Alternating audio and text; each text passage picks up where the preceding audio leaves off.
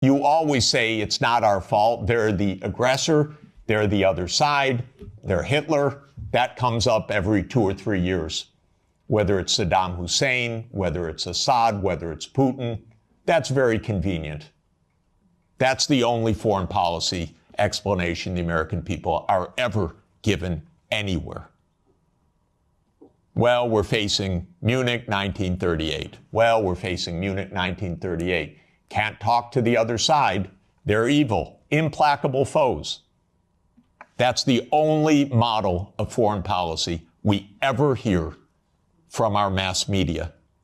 And the mass media repeats it entirely because it's completely suborned by the US government. Now, in 2014, the US worked actively to overthrow Yanukovych. Now, when the Maidan occurred, I was called immediately. Oh, Professor Sachs, the new Ukrainian prime minister would like to see you to talk about the economic crisis. Because I'm pretty good at that. And so I flew to Kiev and I was walked around the Maidan. And I was told how the US paid the money for all the people around the Maidan. Spontaneous, revolution of dignity.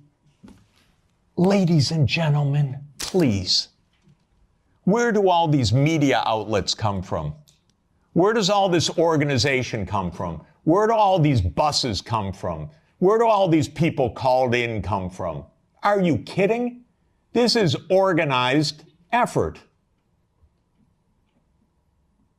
And it's not a secret, except to citizens of Europe and the United States. Everyone else understands it quite clearly. Then came Minsk, and especially Minsk II, which, by the way, was modeled on South Tyrolean autonomy. And the Belgians could have related to Minsk II very well. It said there should be autonomy for the Russian-speaking regions in the east of Ukraine. It was supported unanimously by the UN Security Council. The United States and Ukraine decided it was not to be enforced. Germany and France, which were the guarantors of the Normandy process, let it go.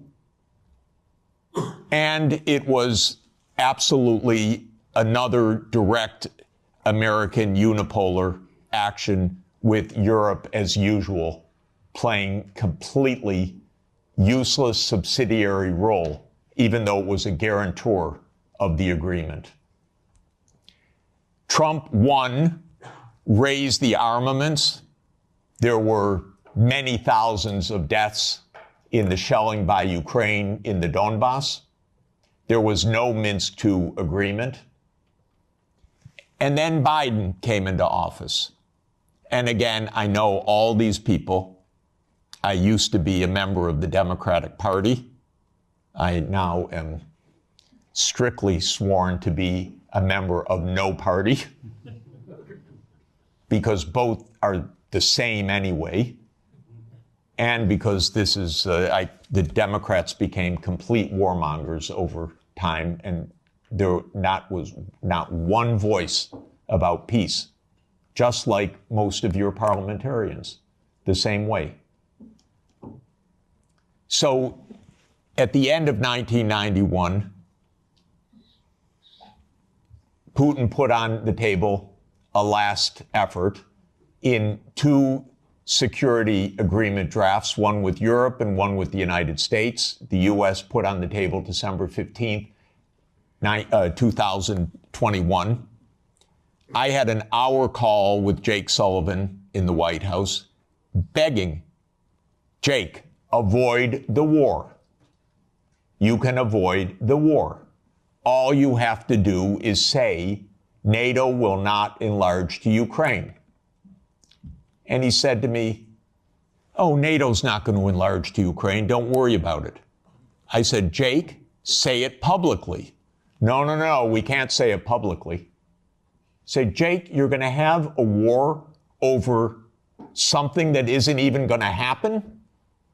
He said, don't worry, Jeff, there will be no war. These are not very bright people. I'm telling you, if I can give you my honest view, they're not very bright people. And I've dealt with them for more than 40 years. They talk to themselves. They don't talk to anybody else. They play game theory. In non-cooperative game theory, you don't talk to the other side. You just make your strategy. This is the essence of game theory. It's not negotiation theory.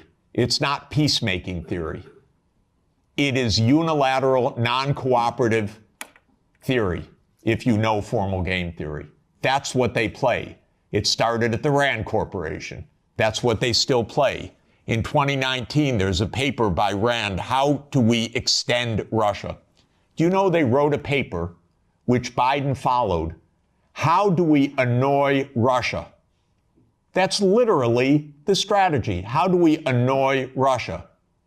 We're trying to provoke it, trying to make it break apart, maybe have regime change, maybe have unrest, maybe have economic crisis. That's what you call your ally. Are you kidding? So I had a long and frustrating phone call with Sullivan. I was standing out in the freezing cold. I happened to be trying to have a ski day. And there I was, Jake, don't have the war. Oh, there'll be no war, Jeff. We know a lot of what happened the next month, which is that they refused to negotiate. The stupidest idea of NATO is the so-called open door policy. Are you kidding? NATO reserves the right to go where it wants without any neighbor having any say whatsoever? Well, I tell the Mexicans and the Canadians, don't try it. You know, Trump may want to take over Canada. So Canada could say to China, why don't you build a military base in Ontario? I wouldn't advise it. And the United States would not say, well, it's an open door. That's their business. I mean, they can do what they want. That's not our business. But grown-ups in Europe repeat this. In Europe, in your commission, your high representative. This is nonsense stuff. This is not even baby geopolitics. This is just not thinking at all. So the war started. What was Putin's intention in the war? I can tell you what his intention was. It was to force Zelensky to negotiate neutrality. And that happened within 7 days of the start of the invasion. You should understand this, not the propaganda that's written about this. Oh, that they failed and he was going to take over Ukraine. Come on, ladies and gentlemen, understand something basic. The idea was to keep NATO, and what is NATO? It's the United States, off of Russia's border. No more, no less. Now, just to bring us up to yesterday, this failed. This project failed. The idea of the project was that Russia would fold its hand. The idea all along was Russia can't resist, as Zbigniew Brzezinski explained in 1997. The Americans thought, we have the upper hand. We're going to win because we're going to bluff them. They're not really going to fight. They're not really going to mobilize. The nuclear option of cutting them out of SWIFT, the economic sanctions, that's going to do them in. The HIMARS, that's going to do them in. The ATACMS, the F-16s. Honestly, I've listened to this for 70 years. I've listened to it as semi-understanding, I'd say, for about 56 years. They speak nonsense every day. My country, my government.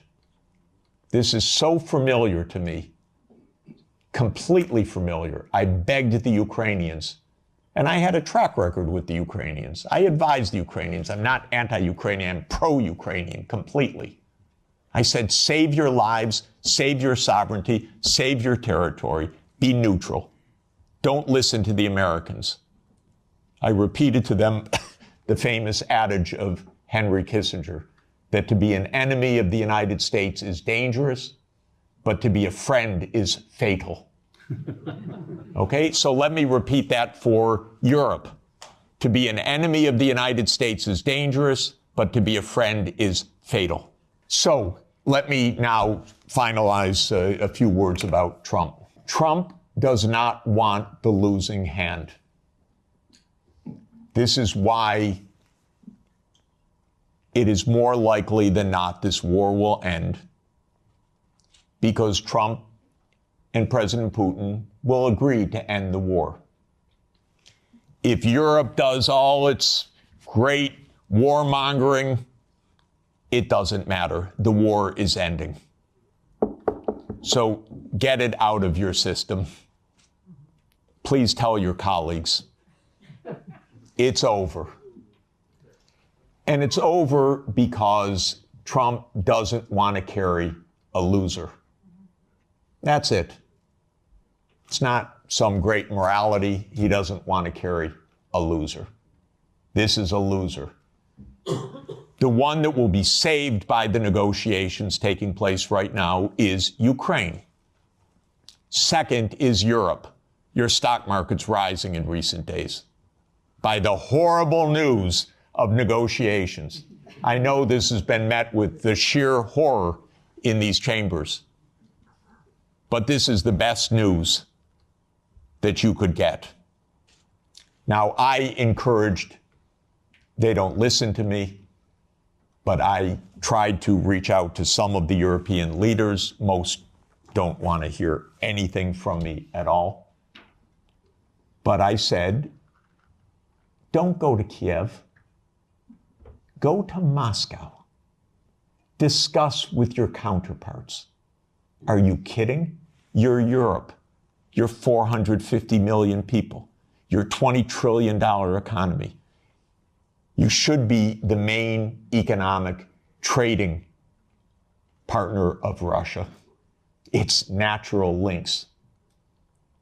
By the way, if anyone would like to discuss how the U.S. blew up Nord Stream, I'd be happy to talk about that.